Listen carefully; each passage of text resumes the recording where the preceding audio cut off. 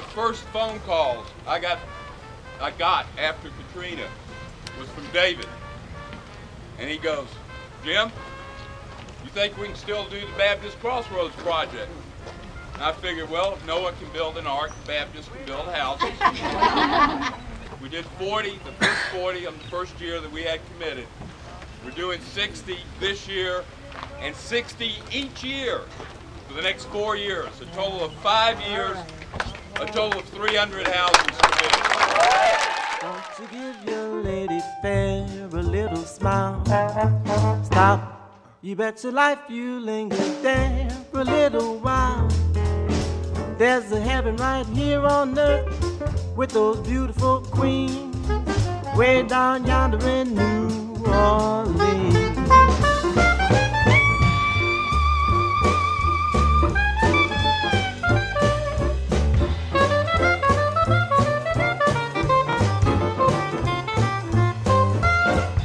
Before the storm, the mayor said the most significant thing you can do in lifting a family permanently out of poverty is home ownership. This area used to represent some of the highest numbers of home ownership in the African American community in the South. This home here will change a family generationally in their economic picture and standing. Everyone who was a homeowner ought to be made a homeowner again. And if we're going to make this community a better place, more home ownership means a better city. So God bless y'all. The most important people out here are our partner families. Many of them lost everything that they had to the floods following the breach of the levees and the collapse of the flood walls. Our partner families represent the best of that hope because they had the courage and the integrity to step forward, apply for a habitat home, go through our process, and they're out here doing their sweat equity, working on each other's homes and on their own home.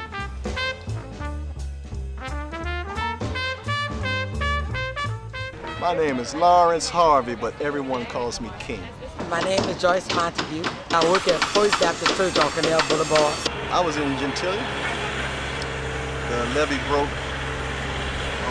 The London Street levee broke 7.5 blocks behind my house. I had to be relocated somewhere else because we couldn't come back to the city. It was a couple of months, but as we began to come back, it was devastating. You come out here and you get to wash it off you. You know, it's like you wash that dirt off you. This is my home. I was born and raised here. I love New Orleans. I love the people in New Orleans. I just needed to come back home because there's no place like home. I just feel grateful. I really do. I feel grateful. I feel relieved. I have a little peace now, knowing if I died on my way home, that my wife and children will have a home. And I know someone's gonna build it for them. And I know they're gonna be able to afford it. It's not like being at home and knowing that now you're inheriting, but when you decide to leave this side of earth, you will have something for your children, your children's children. It's a peaceful feeling. It's a feeling of security. In America, we talk about the word home. The word home is special. And let me say this, as a young man who grew up in the Lower Ninth Ward during Hurricane Betsy, who was on top of his roof in 1965, who lived in a shelter, the only way we rebuilt that community then was with the help of people from around this country and around this community. You come out here and all these people from all nationalities, all around the world, all ages, working together to do something for people who's more needy than them. It's the most wonderful endeavor I've ever been involved with by far.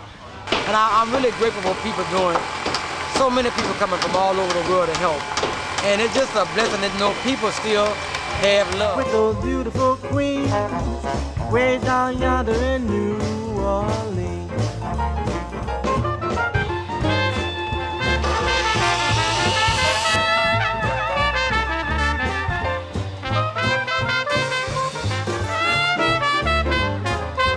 It was just encouraging because there's so much more activity out here in this neighborhood.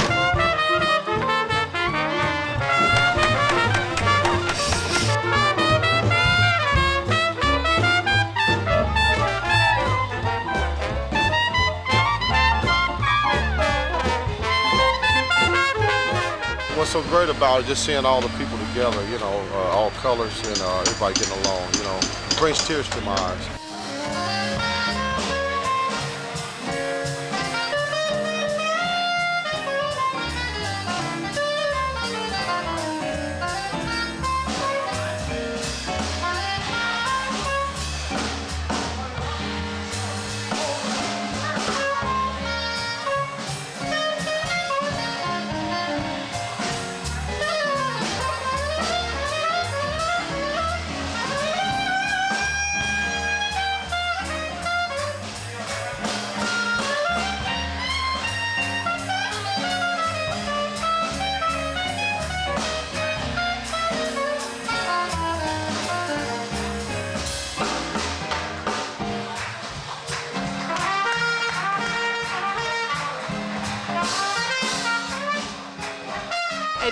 It's a town you either love it or you hate it, and I'm on the love it side. I love that these people will sit on their front porches, and when someone walks by, they'll say hi, how you doing? And I love that, you know, they talk about dinner at their breakfast. You can tell there's a rich heritage here in the city, a lot of history, a lot of. We're really impressed by the musical heritage that's in the city. That I'm a big music fan, so that's really cool to me. The areas they're diverse. Like you go to the part of the city, it's like New York City, and then you got like New Orleans part, and then you got this part, which is like completely destroyed. I love it down here. There's so much diversity. I love it. I think it's unique. It's very different. It's unlike any city I've ever been to. It's very cultural down here, even though they've been through all that stuff, they still stay strong and they're like very diverse and stuff. The people are very resilient. They prayed with us, they cried with us, and they're saying that they're just not going to leave. We talked to a lot of the street musicians yesterday. Me and my friend, we just love hanging out with them, just talking to them. They're some of the neatest people you'll ever meet. We got like high hopes. I mean, Katrina just like wiped out their whole city, and they're just rough through it, you know? God is here, and they can see Him rebuilding.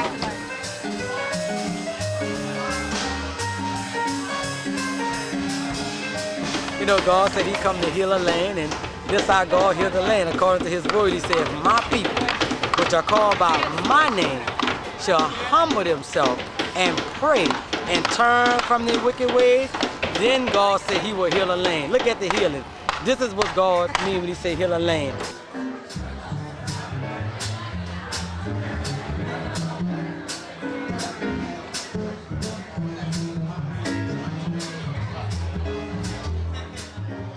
People are now praying more than ever before that God not only will heal the land, but God will take this community and everybody could come together as one, like God wants us to come back. Love ye one another. Who is my neighbor? That's my neighbor right next door to me, on the land, healing the land right here. We need to show everyone who may think we're not coming back that New Orleans deserves to be back. This location and the other places we're building represent a symbol of hope and a symbol that New Orleans will rebuild, and we will rebuild better than we were before.